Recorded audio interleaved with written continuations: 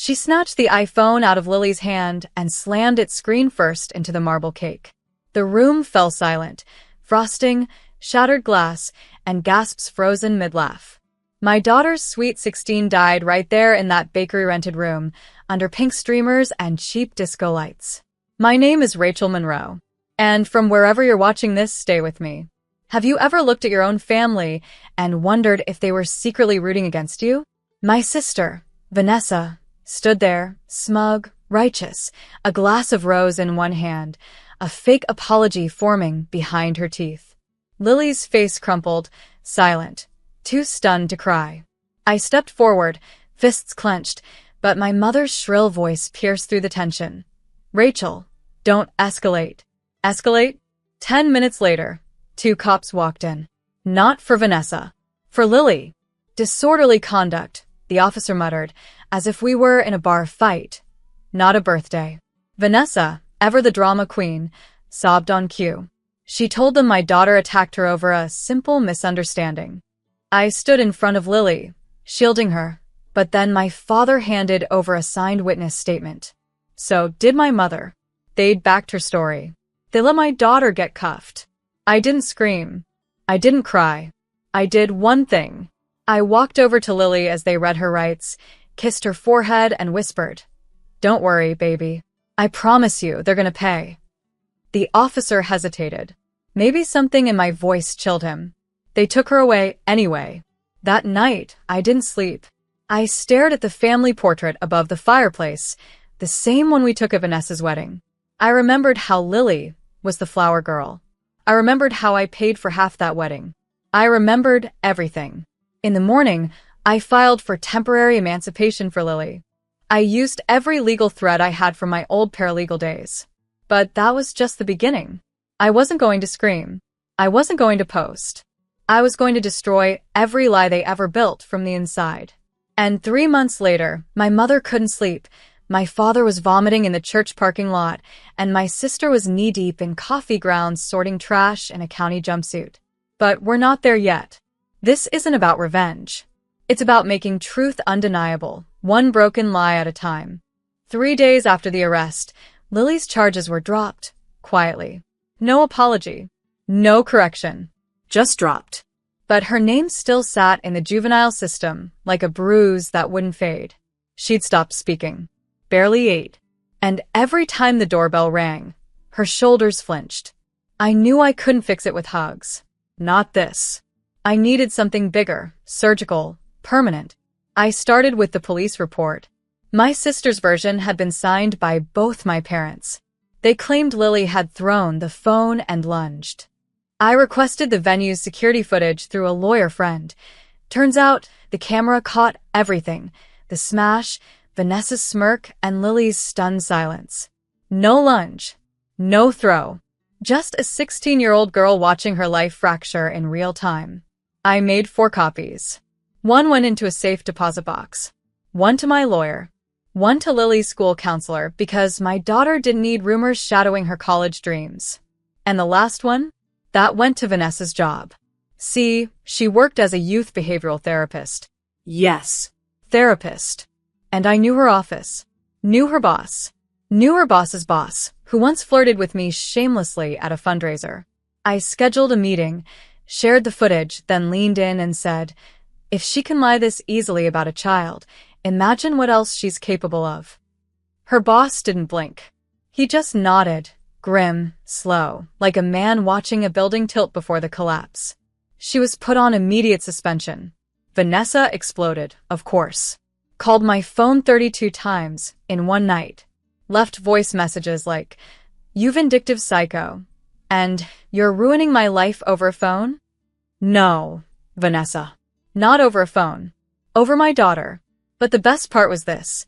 The voicemail she left, the one where she admitted, "I didn't think it'd go this far.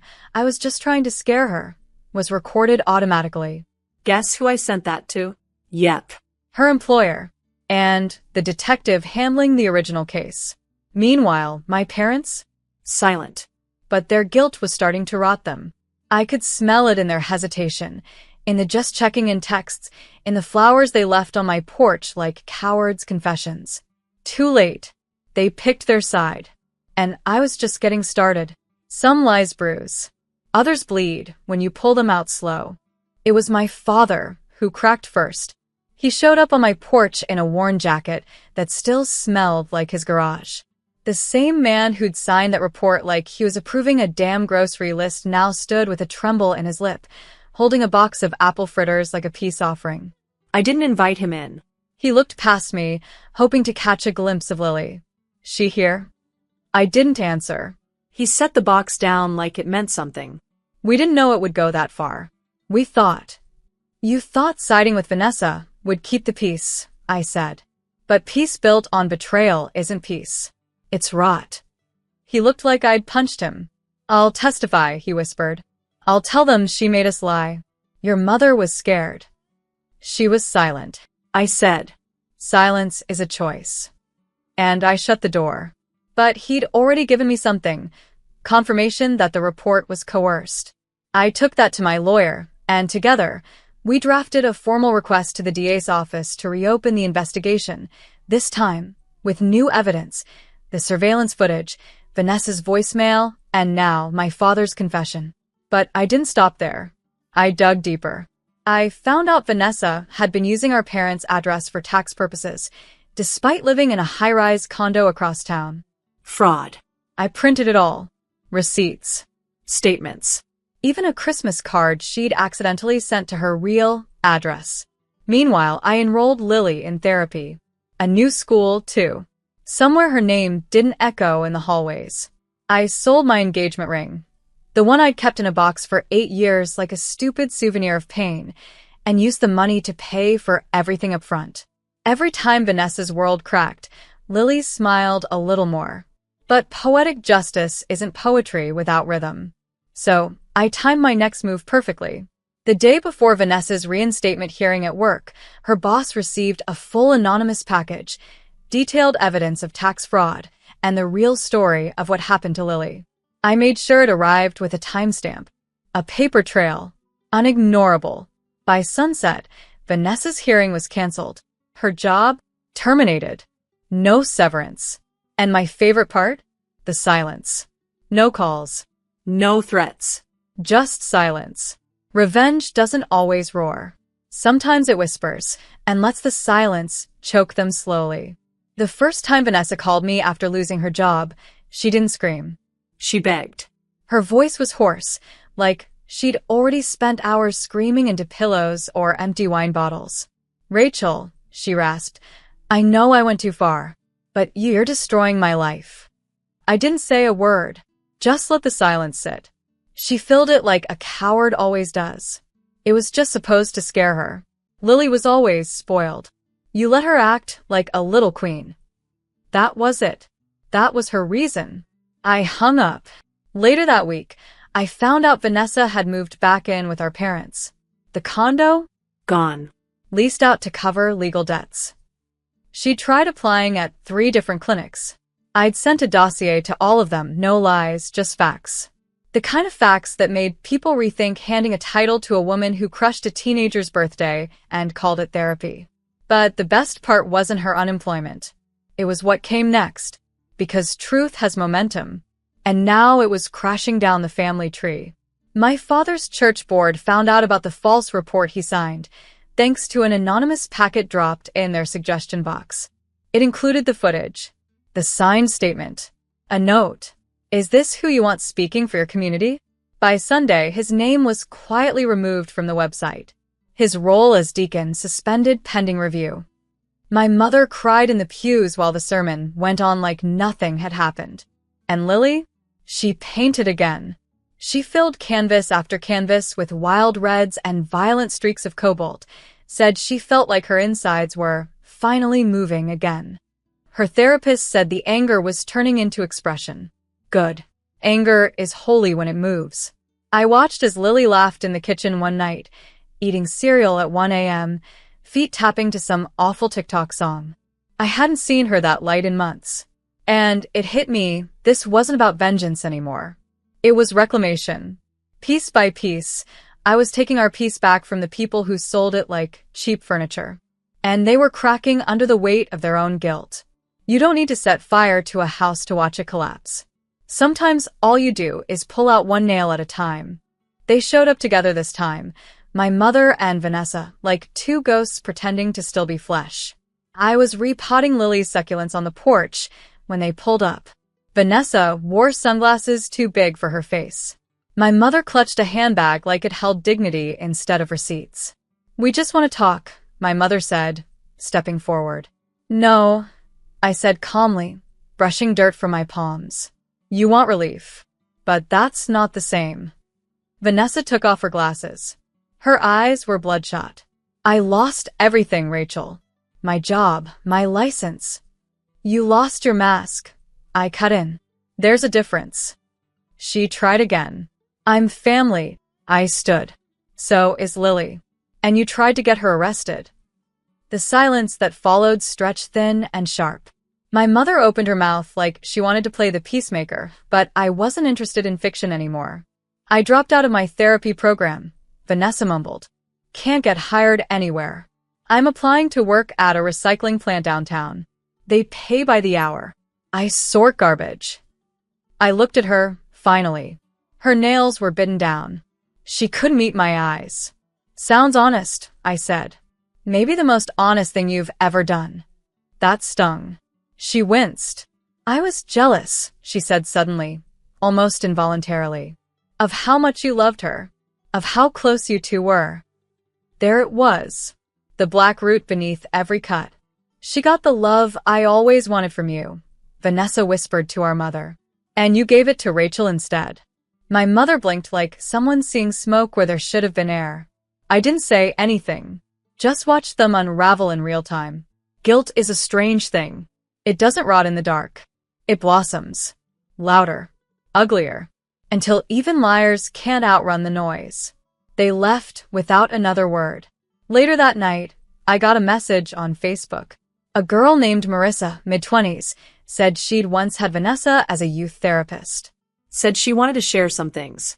She used the words inappropriate conversations and gaslighting. My breath caught. This wasn't just about Lily anymore. It was a pattern. And Vanessa wasn't just my problem. She was a risk. The revenge I started for my daughter was now turning into something bigger. Not just justice. Protection. From a woman who'd worn sisterhood like a costume and used it to tear lives apart. Marissa met me at a coffee shop off 9th and Green, a quiet spot with humming fridges and employees too bored to eavesdrop.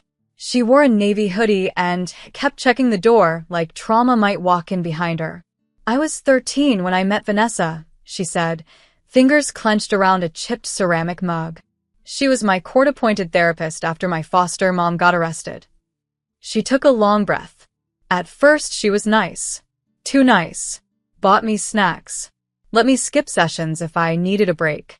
But then she started saying weird things like my foster dad probably hated me, or that I was too sensitive to survive in real life.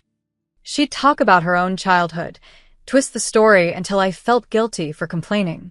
I listened. I didn't blink, because what she described wasn't therapy. It was conditioning. "I tried reporting her once," Marissa continued. "Told the county rep that Vanessa made me feel unsafe. But they said she was highly recommended, that I was just being reactive." After that, she'd bring it up constantly. Called me a manipulator. Said no one would ever believe me again. I felt a coldness spread in my chest, not rage. Precision. I asked Marissa if she'd be willing to write a statement. She nodded slowly. "If it helps anyone else, yeah." By the end of the week, I had 3 more stories. Former teens, now adults, all willing to talk. Some had been silenced. Some gaslit. One even claimed Vanessa encouraged her to take the blame for something her stepbrother did, to keep the family peace. Same manipulation. Same venom. Different lives. I compiled it all into a dossier. Dates, names, transcripts, copies of therapy notes one girl still had in a drawer like burned letters. Then I sent it directly to the state licensing board. They opened a formal investigation within 72 hours. And just like that, Vanessa's world, already a crumbling tower, lost its last support beam. She was officially barred from practicing. Indefinitely. But that wasn't the part that gutted her. It was when the stories went public. I didn't leak them. I didn't have to. One of the girls posted on TikTok. Her video went viral. Vanessa Monroe told me I deserved the pain I was in. Over 200,000 views in 48 hours. Lily saw it. She looked at me with wide, quiet eyes. She hurt other girls? I nodded. My daughter didn't cry. She just said, good. Not out of cruelty. Out of recognition. Some people don't deserve silence. Some people need their monsters named out loud. I expected her to hide. But Vanessa didn't crawl away. She snapped. She showed up at Lily's school. Not to talk. Not to beg. To scream. Security footage showed her pacing in front of the entrance, shouting about slander, about how she was ruined by a vendetta, about me. She never got inside. The school resource officer intercepted her, but Lily saw it. She called me from the counselor's office, her voice steady but distant. She was shaking. Her mascara was everywhere. My hands clenched around the steering wheel so hard the leather cracked. I didn't drive to the school. I drove to the police station. And I filed for a restraining order on behalf of Lily. Within 24 hours, it was granted. Vanessa was legally forbidden from coming within 300 feet of my daughter. And this time, my mother was the one who called me. She's spiraling, she whispered. She's not eating. She said she's being followed online. Tell her to take it up with her victims, I replied. But she's your sister. No, I said. She used to be. The county reached out next. Turns out Vanessa had lied on multiple income disclosures tied to her former practice. She'd received over $8,000 in improper state reimbursements. They weren't just investigating now. They were charging her. Fraud. Misconduct. Perjury. And in the final twist of fate, Vanessa was offered a choice: plead out and do 6 months of community service plus repayment, or risk a full trial. She took the deal. So, 3 months after smashing Lily's iPhone and calling the cops on her, Vanessa Monroe was sorting garbage in a reflective vest behind the very courthouse that once processed my daughter's arrest. That's where I saw her. Lily and I were walking out of the building after a final hearing to seal her juvenile record permanently. She was free. Clean. Vanessa looked up and froze. Our eyes locked. And I didn't smirk. I didn't sneer. I just put my arm around my daughter and walked past her like she was exactly what she'd become. Unimportant. Because the truth was, this was never about revenge anymore. It was about correction. She tried to bury a child with lies. And the world made her dig her way back out, with trash bags and broken pride. Poetic, maybe. But the final chapter hadn't been written yet. Not until I gave my parents one last gift. A gift wrapped in truth. And signed in legal ink. I waited until Christmas Eve. The day our family used to gather, like we weren't splintered bones. When everyone dressed fake, smiled fake, and prayed over food they'd tear each other apart for later. This year there was no dinner. No tree. Just a knock at my parents' front door, and a thick white envelope sliding across their welcome mat. Inside, a formal notice. A civil suit. Filed by me, on behalf of Lily Monroe, minor turned victim, now represented with full legal standing. Charges: defamation, emotional distress, filing of a false police report. Defendants: Vanessa Monroe, Thomas Monroe, and Carol Monroe. That's right. I sued all three. They thought this was over. They thought community service and silent shame was the ending. But justice, real justice, doesn't whisper. It roars. The evidence was airtight. The security footage, the voicemails, the school counselor's report, my father's own confession, and Vanessa's unhinged visit to Lily's school, that sealed it. The best part? My attorney offered a deal. Withdraw the suit if my parents issued a public retraction of the report, a full apology to Lily, and agreed to financial restitution, $25,000 in damages for therapy, schooling, and emotional recovery. They refused. For 2 weeks. Then my father showed up at my door. His hands trembled as he held out a signed, notarized statement. My mother's name shakily printed beneath his own. I was wrong, he whispered. We both were. I didn't take the paper. Lily did. She stood in the doorway, taller now. Clearer. Stronger. She read every line. Then nodded. We accept. I never said a word. Didn't need to. The silence was loud enough. And Vanessa? She moved to a studio apartment an hour away. No job. No title. No audience. Her name now floats in Reddit threads and whispered DMs, a cautionary tale in teacher groups and youth therapy circles. She will never work with children again. As for Lily, she graduates next spring.